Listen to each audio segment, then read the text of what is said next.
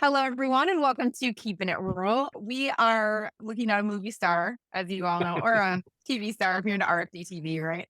And Cattlemen to Cattlemen host. If you've never watched it, you should. Kevin Ochsner is here. And I'm going to tell you a little bit about him, but I'm going to give him a chance to do that as well. Kevin really has dedicated his life to agriculture and giving back to others. A lot of our listeners are really into FFA and our FFA members. And Kevin has a very cool background in FFA as well, which we'll let him talk about. But raised on a farm, irrigated and registered cattle operation in Colorado, and went to Colorado State University for agribusiness, correct? Yes, that's right. Also judged livestock at Colorado State University on the judging team and was really good at it, I would say, Thank you. from what I've read. Actively involved in the FFA and served as a national officer in 1987 and 1988. In 1997, he earned his master's in management from Purdue, which is pretty exciting. All right. So today, Kevin also manages a cattle operation. You are a busy guy. So cattle operation, Limplex cows. We have Limousin in our area too, cattle. So I've gotten to get to know Kevin that way. Also raising corn, alfalfa, and grass hay in Colorado and marketing bulls and doing all the things. And a beef business. My wife runs a beef business, but we have a locker beef business as well. Oh, wow. You guys are so busy. Oh my gosh. We are. Yeah. Yeah, you are. Yes, you are. So this entire episode is going to be about how you manage your time and how we're going to learn from you. Yeah, we're changing the subject to time manager of Kevin Ochsner. I'm not the person to teach that. You're like, somebody keeps track of all this for me, Yeah. right? My wife. Is that what it is? Very much so. Kind of how that goes. So, Kevin, you have a really long list of accomplishments and adventures and all the things. Welcome to the pod. Thank you. So you just returned from NCBA, which is one of my loves of my life is the times I've been to NCBA. I really love it. And I just really love cattle people. So that was just a couple weeks ago. Can you share with us more about what is NCBA for those listening that have no idea what that is? And then why do you support their work and go and tell people about it? Sure. No, I'm happy to. And thank you both for inviting me on to Keeping It Rural. I appreciate that. NCBA stands for National Cattlemen's Beef Association. And in short, it is the nation's oldest and largest cattle industry organization focused on serving the needs of U.S. cattle producers. Fundamentally, the role and purpose of the National Cattlemen's Beef Association is to be an organization that lobbies for and supports the interests of U.S. beef cattle producers. It's a member-driven organization. Members are, first of all, members of their individual state associations, and then the state associations meet and they build policy at the state level based on that individual, actually county level, and then state input. And then each state brings it to their regional level, and each region then votes on the particular policy it wants to advance forward to the national level. And ultimately, the national level then decides in a voting process with all the states and regions involved what the policies will be for the coming year for NCBA. Once those policies are determined, and that's why Orlando and our annual convention and then the summer conference is always so critical, because those are the two times when we're defining what our policy is going to be. That really provides the marching orders to the staff in Washington, D.C., the NCBA staff in Washington, D.C., to then go on Capitol Hill and lobby on our behalf for the interests of the U.S. cattle industry. It is an organization, as I've told a lot of people, not everybody in the cattle industry agrees with everything NCBA does. But as I've shared with people, I don't agree with everything either, as just an individual member, okay? But what I do know is I understand the process I need to go through if I disagree with a particular policy. I have to bring it to my local level. We need to get enough energy and support around it to take to my state level. I need to get enough support to advance it to the regional level. And so it is a very grassroots driven organization. And I guess the reason that I'm a dues paying member is that I don't think there's another cattle industry organization that has done a better job than NCBA at supporting the interests in Washington, D.C. and representing my interests when I'm back here actually taking care of the cattle or doing a cattleman episode, or doing consulting. Yes. And I think a lot of young people hear people talking about government and legislature and policy. And I think it's something that's a little obscure to young people sometimes. But can you give an example or two of something that has gone through the system of NCBA and become policy because of the grassroots efforts and the NCBA lobbying for that somebody can make tangible? They can something real. Yeah. No, there's a number of things. I guess the one that I would mention that has come up again, but they were successful in the fight earlier, is around taxes. Taxes hits us all, but certainly all of us in agriculture are impacted by estate taxes, death taxes, so to speak. As of 2026, we will revert to pre-2017 levels in which the limit from one generation to another, each person can pass along $5 million, $10 million as a couple, that'll go back to that limit. The reality is I'm not affected by that because, quite honestly, as we may talk a little later, I don't have a multi-generational deal where I have to worry about that asset level. But I will tell you, there's a number of farms and ranches in this country that have to be sold if we're not able to manage those taxes right, because even while they are not making that much money, I can take you to some ranches in Western Colorado that the land is worth $20 million before we even get into the cattle and, the facilities. It's not generating that kind of money, but when it goes down to the next generation, that generation has to come up with the taxes, the inheritance taxes to pay it, and in many cases, what they have to do is sell the ranch in order to do that. So that is an example of a tax policy. Waters of the United States is something that NCBA fought very hard for and have been victorious so far, and that is, keeping the federal government away from regulating every stream and ditch bank canal in this country. As we talk about something that's near and dear to our heart out in Colorado, endangered species. When the government defines a set of endangered species, it totally changes what ranchers can do. And so, in our case, they are reintroducing wolves into Colorado today. And I can show you some nasty pictures of cows and calves that have been absolutely, obliterated by wolves. So those are the kinds of issues that NCBA fights for every day on our behalf. And I can tell you, I don't have enough time to be in Washington, D.C. doing that myself. Yeah. Well, and the wolves, we understand, we're from Minnesota and we have we get it. Here, so yeah. And it's a different side. I think we all want to protect those ecosystems and those habitats and those animals, but we need to be realistic too. And so it's great that NCBA can fight for both sides of that story. Well, and I appreciate you bringing it up because something that you probably don't have is a sage grouse, but there's been research that has demonstrated that in fact, proper grazing management practices actually enhance the sage grouse population as opposed to diminish it. And a lot of this is based on misnomers that people just assume that get the cows off the land and is good. I can show you issues around forest fires in California that if they were able to have been grazed properly, that it wouldn't be as devastating as it was. Just a lot of the issues that the public is not well versed at. And if we don't have folks in our industry that can represent the interests, then people make assumptions that are frankly incorrect many times.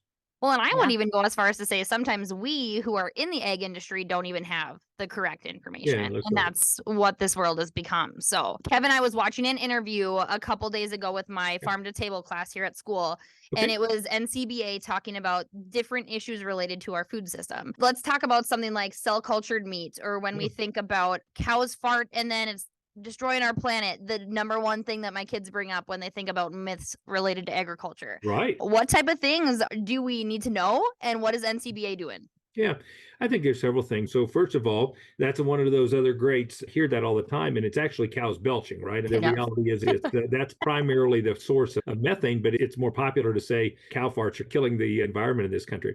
There's a number of things. So certainly from a policy standpoint, I think we in agriculture, and I think NCBA is really helping people understand that the cow is not the villain. She's the great upcycler, okay?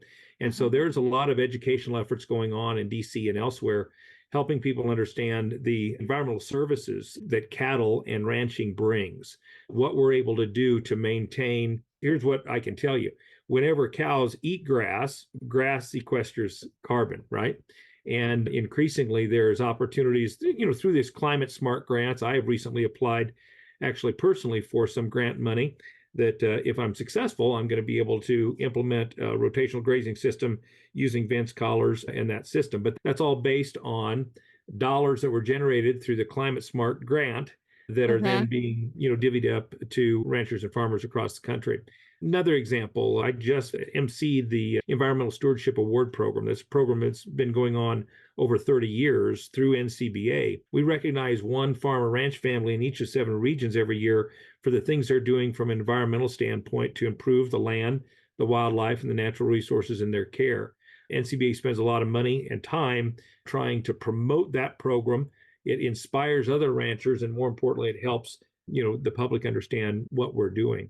So those would be some of the areas that cell cultured meat. I think NCBA has been a strong proponent that let's label it properly. NCBA has pushed for the proper labeling. We're not going to stop that. We're going to let people make their choices. And I think we believe that we will win when given the choice. But we don't like the thought that somebody can use the term, meat or hamburger. Something is not really meat or hamburger, especially the plant-based stuff. So those are some of the things that I think NCBA fights for on our behalf. Well, and you've learned from milk, right? Right. Right. Yes. Yes. Yep. Kevin, is there a term that they're trying to implement at this point, or are we still using cell cultured meat? That is something I'm not certain. I've heard several things, but if I were to say it, I'd likely lie to you. So I'm not certain that we've landed. If we have in policy, and to be very honest with you, I feel a little out of the loop here because in Orlando, I was spending all the time making TV, and I actually didn't get into those policy meetings myself. So if there was something specific that came out on that last week, I might be lying to you if I said it today. Well, and I think a lot of what I've been hearing is that a lot of these, even the plant-based meat and the cell-cultured meat, a lot of it is everyone thinks it's going to affect the numbers. And really, it's just such a small amount of people that are consistent with it over time that likely isn't going to make a huge dent in the demand for beef, which you can't replicate. Right. Yeah. Yeah. And I think, I do think that people are going to try it. I did interview a person last week who was a chef at a very high-end steakhouse in Orlando. And we were talking, he was on a panel show that'll be an upcoming episode of Cattlemen, little shameless plug there.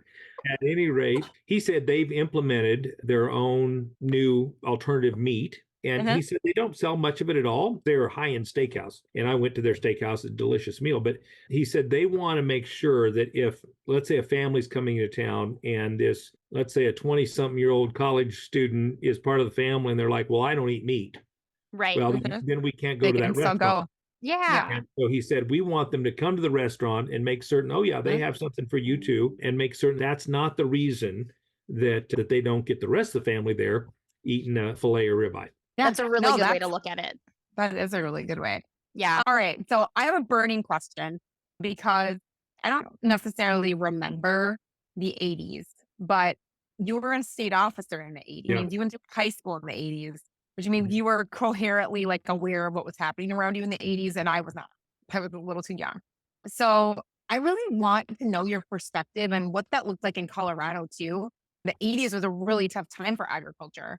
What did that look like? What do you remember from being the age that you were, and you still stayed in agriculture? You went the business route. Was there a reason for that? What were the discussions at your house? What was happening in that time?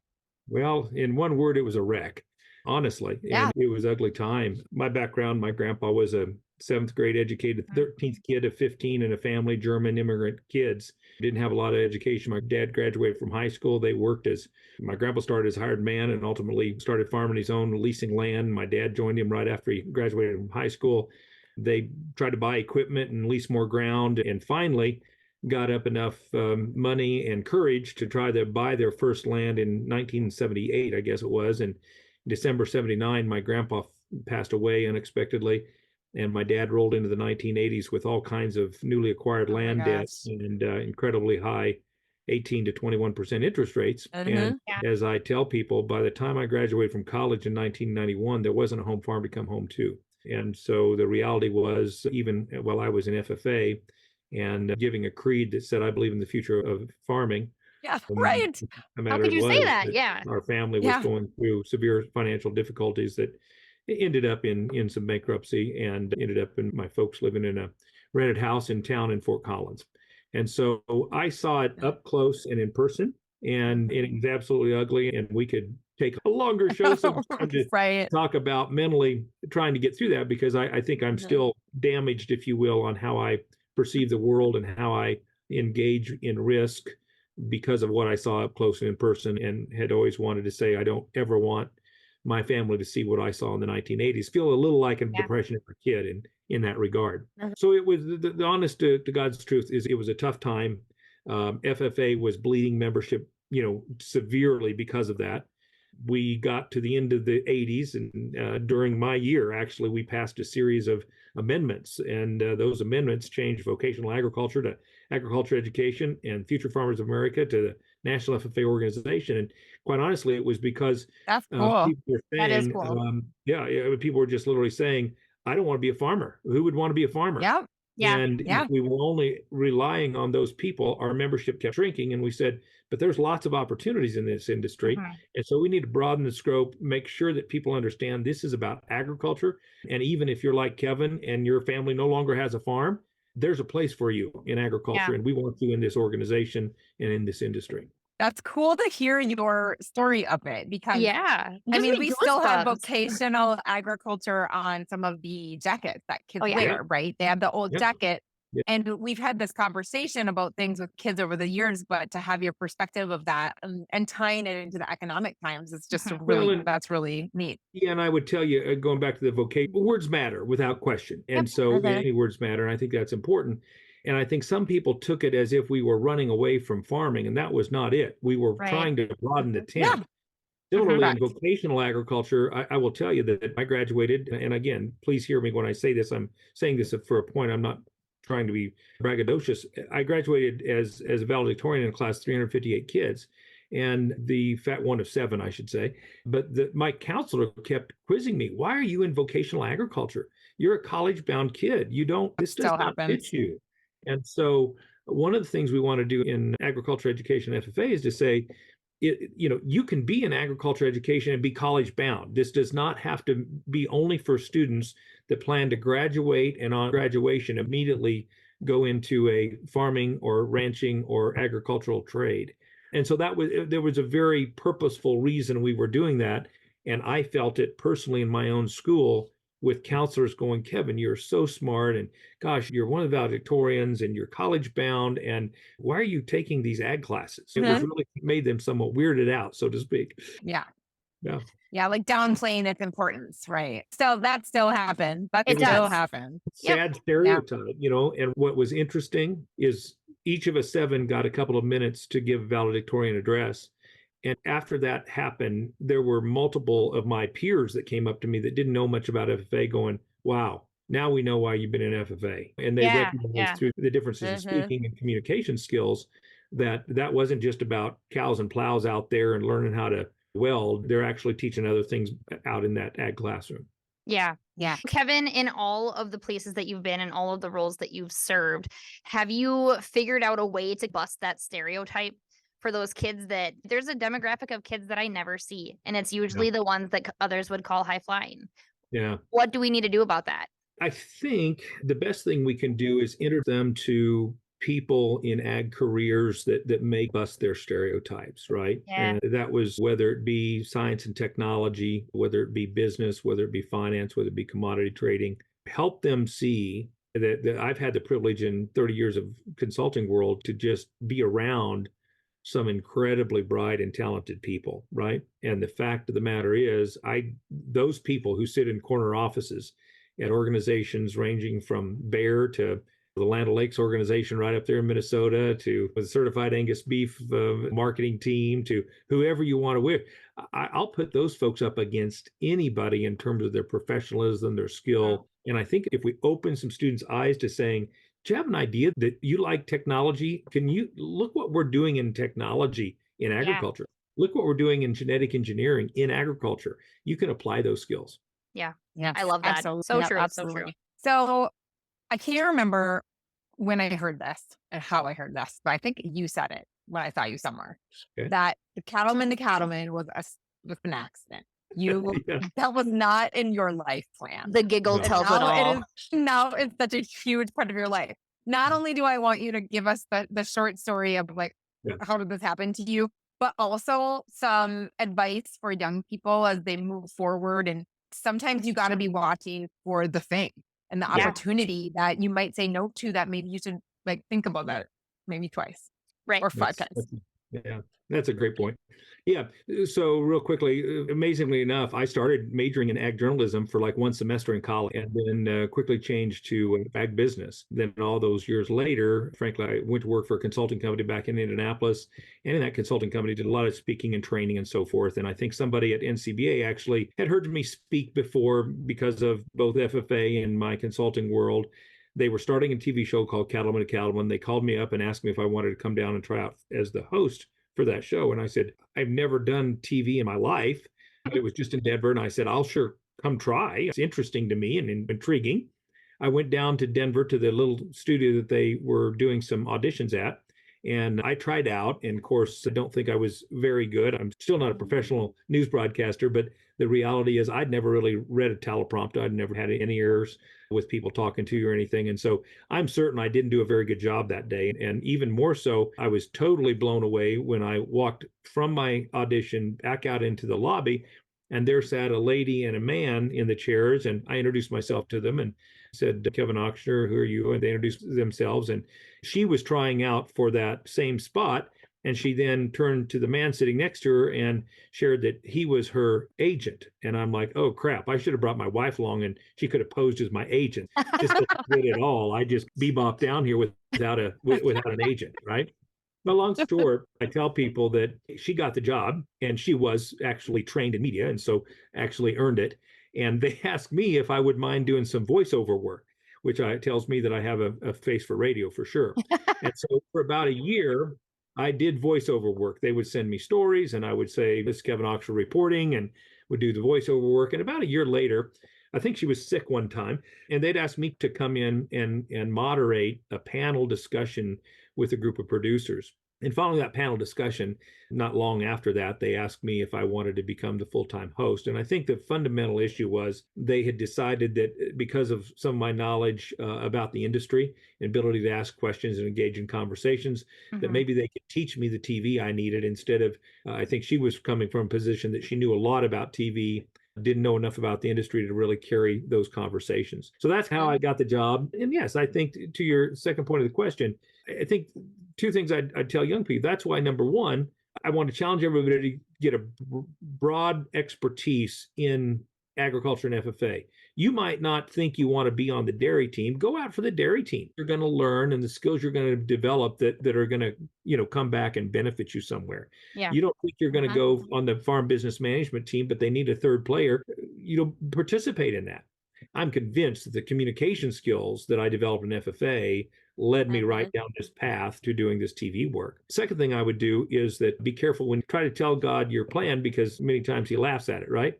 And one of the favorite quotes that I used to share when I was National FFA officer, and I still remember it from Winston Churchill, said, to every man there comes in his lifetime that special moment when he's figuratively tapped on the shoulder and offered a chance to do a very special thing to him, unique to him and fitted to his talents. What a tragedy if that moment finds him unprepared or unqualified for the work which could be his finest hour. And I really believe that's a perfect challenge for young people, is to say, shame on you, shame on us. If we're ever tapped on the shoulder like that and say, gosh, if only I would have developed the communication skills, if only I would have tried a few of these things, then I would be prepared for this big time opportunity that I have. And I think that's been my story, is that good Lord has opened up doors. And little did I know that 10 years before, he was preparing me to do something that I had no idea he was going to have me do. Oh, so much to be grateful for, right? Oh, Indeed. so much. And it is so fun to see how the FFA organization not only shaped your older childhood, but then into your adult life. Even now, I feel like it's something that you're still benefiting from. Kevin, in your busy life,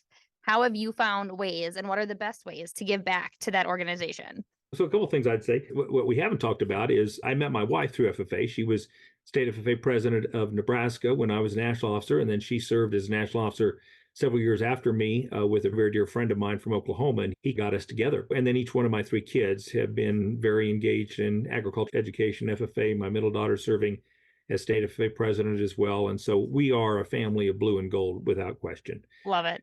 And so that's fantastic. I think in terms of serving, I think the leadership is about service, right? And so I hope through FFA, we teach people to give back. Certainly, we've tried to sponsor some things that are passions of mine. I have sponsored the state public speaking awards since I graduated from college. My family, under my dad's name now, sponsors we have a wrangle heifer contest in Colorado where a group of kids catch a calf heifers. Basically, they get heifers if they don't catch them anymore.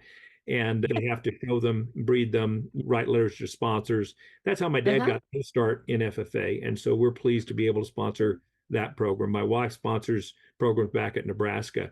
We do a lot locally. My daughter this week has been helping the Ag Issues team prepare. And I think one of the things people can do a lot of is just give of their time, right?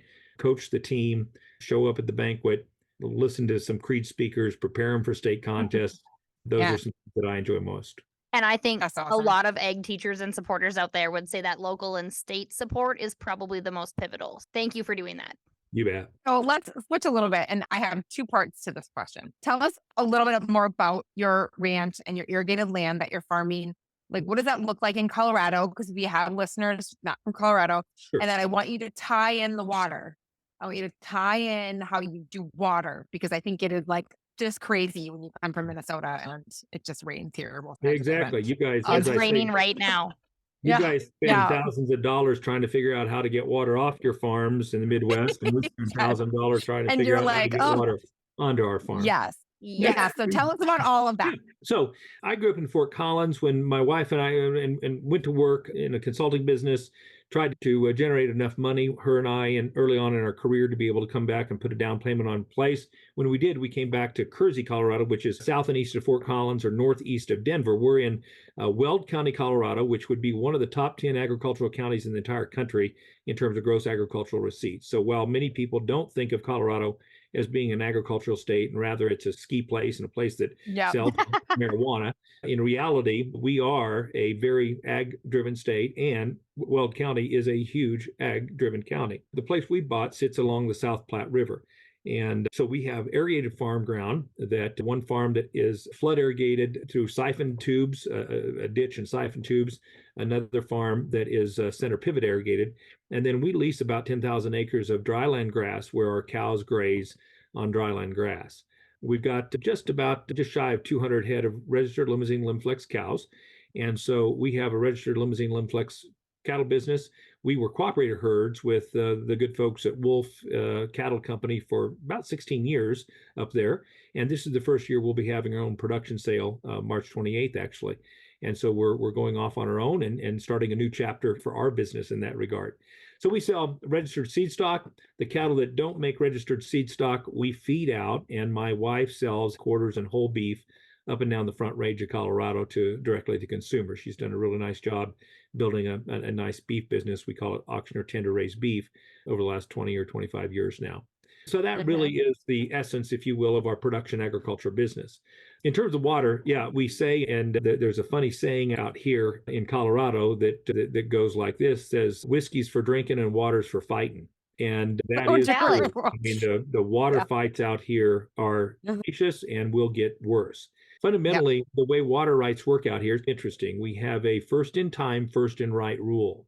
And that means that, for instance, on the one farm that I purchased, we have an 1884 right. Somebody in 1884 came, dug a canal from the river, in this case from the river, we're just about a quarter mile from the river, and put water to what's called beneficial use. In other words, they took that water, started irrigating cropland by it. And that means that if you have a farm that has an 1887 right, my right comes before yours. And so we have a priority system on the river, for instance, the South Platte River, that they will monitor how much water is going through that river.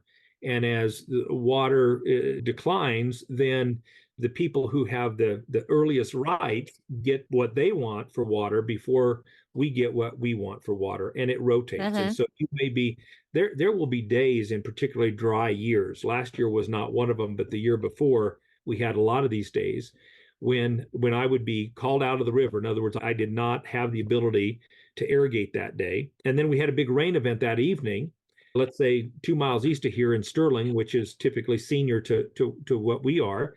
And they stopped irrigating and stopped having a call on the river for their water right. And the next morning I could start irrigating again. That's the way the first in time, first in right rules work. We have, as I said, one farm that is still flood irrigated, another farm that is center pivot irrigated. There's a few farms that have underground drip irrigation, not a lot of them other than vegetable growers and so forth. But yes, water is a life-sustaining source. As people move into this state, we're having incredible challenges because in some cases, farmers are severing the water right off their farm because it's worth so much money, okay? Yeah. And sells the water right to, let's say, the city of North Glen or Thornton or Fort Collins or what have you, and then turns that farm into a dryland farm. And the challenge I have with that from an agricultural perspective is when you've been farming something for a long time, irrigated wise, and no more rain than we get out here, if you don't take the time to actually get that seeded back into a native grass or something, then I can take you to farms that are nothing but weeds because they were farmed. They sold the water off those farms. They weren't ever able to get it planted back into a grass.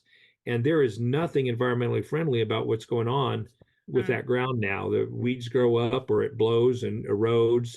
And so it really forces people to be, or should be more thoughtful in that. Yeah. I'll tell you, just by way of comments, I've always found it interesting that if you just go one state to the north, in Wyoming, you cannot sever water from the land. So the water stays with the land. And so it's interesting the policy differences that exist between two states in that regard. I find myself really challenged by that at times because as a free market capitalist person who believes in personal property rights, I tend to side with Colorado saying if it's oil that sits under your ground or water under your ground or whatever, you should be able to do what you want with it. As an agriculturalist, I really am conflicted because when that starts happening and the three farms around me get their water sold off, it hurts me. And frankly, it hurts our ability to feed people. And I think long term, we will be frustrated when we find that we've gotten rid of all of our water and we're watering golf courses and lawns, not food. Yeah. So much to and think water about. is essential to agriculture. It's just like you can't do what you're doing without it. That's right. Yeah. So be blessed with, I know you don't like rain sometimes, but be blessed. Normally you don't have We to can worry be about so it. grateful for it. Yeah. Yeah. Sometimes it's like, why do you have this much water? That's right. But I can't imagine sure. the struggles in just managing both your land and your time, knowing that you're not going to get it all. Right. That so difficult. Wow. In terms of all of these issues that are coming up for this young generation that's involved in agriculture, thinking about being involved in agriculture, what is your best advice for them, Kevin? Well, that's a great question. I do think I'm a big believer of trying as a young person to capitalize on a breadth of experiences. I mean, I do think that the chance to grow your mind and be involved in contests, get out and travel, do some internships. I just think collecting a broad set of experiences is really important in helping you discover what you like, what you're good at, what the opportunities are that are out there. I think, secondly, one thing that has helped me tremendously is building my network, right? And it's a lot easier these days than it was because of social media. It's a lot easier, I would argue, to meet somebody at a convention, a NCBA event, an FFA event, what have you, reconnect with them, develop a friendship. Maybe it's online initially, but over time, you never know. Be involved in contests. And gosh, some of my best clients over the years have been people that I competed against in collegiate livestock judging that you mentioned moments ago. So I think building your network and building a set of friends that are going to be in other businesses and industries, and in some cases maybe your employers, in some cases be your employees, business partners, et cetera. I think that would be another key element. And then I think the other thing I would just say is just pursue your passion, right? The only reason I do what I do is it would have been easier, much easier to say, you know what, God closed the door on production agriculture for our family, and we're not going to do. We're just going to go in. I had some great opportunities career-wise, and have had a wonderful career in consulting and speaking. I have a deep passion for the cattle business. I love livestock. I love breeding and genetics. And I just said, I've got to figure out some way to be involved in this again. I've always told my kids that what God ordains, he sustains. And I do think that if God plants passion in your heart, he doesn't do that to tease you. He does that to plant something in you that you need to cultivate and grow over time. And so I just say, follow your dreams and passions. That is great advice. Yes. So good. So you've already answered this, but I'm going to ask it anyway. We always ask our guests, I was like, how do you keep it rural? What is your favorite things about living in the rural world? Oh, gosh. There's a lot of things. One of the things I really enjoy is the chance to work together alongside family to build something. I think both my wife and I have had some careers off farm and ranch, so to speak. And I think our joy comes in actually doing something together that we're building together, and our kids being involved in that as well. So I think that's one of the real joy-filled elements of keeping it rural. I think the second thing is that there is nothing, and it's exceptionally and extraordinarily frustrating at times, and at other times just extremely gratifying. I do think you get to see God show up in real live ways, right? The reality is there are just days that I'm amazed at a sunrise, right? I mean, you just see God's handiwork painted. I will never get over calf shaking its head first couple times and taking a breath. That's a special thing that I just think is, we like horses. We work cattle on horses, and you put me out on a horse in the middle of that ranch chasing cows, and that's my happy spot. And so there's just a lot of those things that I think we're incredibly blessed in rural America to be able to see God, to dance with nature, and to engage with family in ways that a lot of people never experience. And that's an incredible blessing. There's so many good nuggets. So many good nuggets. Kevin. Not nuggets. We're talking like full bars of gold. Like, well, that's fantastic. Or boulders or landslides. As long as you don't say it's piles of something else. Okay, that's good. Maybe someone would, but not us. Yeah, good. Yeah, Thank you. Oh, man. Every time you talk about your ranch, though, Kevin, I just keep thinking, like, this guy needs to be on Yellowstone. I know, that's not the case. It is so far from Yellowstone. So this will be an unapologetic invitation to anybody. We would love to have you. We are 60 miles north of Denver. We are an hour and a half straight east of Estes Park. You get on a road right outside where we live and head 90 miles, and you're into one of the beautiful national parks in our country. It's not that scenic right where we live, I have to tell you. And then the other thing I would tell you is that we just hosted the 4-H team from Minnesota, who ended up being, I believe, third at the National Western Judging Contest. They came down and judged the contest. So we had a Minnesota connection there. Woohoo! That is wonderful. That is fantastic. So speaking of all these connections, tell us, Kevin, how do we find you? How do we find your beef? And how do we find Cattlemen to Cattlemen, especially on this day of streaming? That's right. Yeah. Well, so let's start with Cattlemen to Cattlemen first, because that's the simplest thing. Cattlemen to Cattlemen.org, or obviously on YouTube. You can look up one on our YouTube page, and certainly scheduled to watch it on RFD TV. We're on Tuesday nights. Wednesdays, I think about midnight, but then Saturday mornings again. Tuesday nights and Saturday mornings are most generally when people catch us on Cattlemen to Cattlemen. In terms of our beef, we are not shipping beef per se, but you can find our cattle business is called Ochsner Limousin, Limousin, and our beef business is Ochsner Tender Raised Beef. You can find us on Facebook, and we're actually in the process of developing some websites that aren't ready to launch just yet. But Facebook is the best place to reach out to us in terms of those businesses, and the quickest way we'll respond in this day and age. Absolutely. Woo-hoo. Yeah, thank you. Yeah. And if there are people out there that have not watched Cattlemen to Cattlemen, you should, because it is very good. And sometimes there's locals on there. I've seen some locals show up on Cattlemen to Cattlemen, even from Minnesota. Yeah, so and there's cool. The other thing I would tell you, if you go back in our archives, you can find a lot of good stuff, right? And so it's about haymaking, or it's about animal health, or what have you. You can search lots of specific topics if you'd like. Yep. And I do think that because of the kind and caliber of people we've had on over time, there's a lot of really good content on there. So much good content. My sisters and I, we used to take notes on Cattlemen to Cattlemen. Good. That's what we like to hear. Yeah. Probably crazy. And but for all the ag teachers out there, great use in classrooms. Using Cattlemen to Cattlemen can be great use for supporting your lessons. So please check that out and use those. Yeah. Thank you so much, Kevin, for being with us today. This has been really great. We look forward to hearing more of what you're doing, and we can pretty much just watch you without you knowing. Yeah. Very weird. Well, thank you for watching, and please, if you make it to Colorado, please look us up, no doubt. Absolutely. You can bet on it. Yeah, I get out there sometimes. And maybe by then I will have gotten so rich that we will have this big Yellowstone ranch. That would be the hope. Perfect. Okay? I can't wait. Yeah. And then have a guest house for Natasha, please. There you go. That's exactly right. That's what we're gonna do. I know that would be the first thing you do. Yes. Right. Well, Kevin Ochsner, Kevin Costner, there can't be that much difference, can there? No, there's not. No. Honestly, you look very similar. So yes. Absolutely. All right. God bless you, Kevin, and we will talk to you soon. Thanks for having me.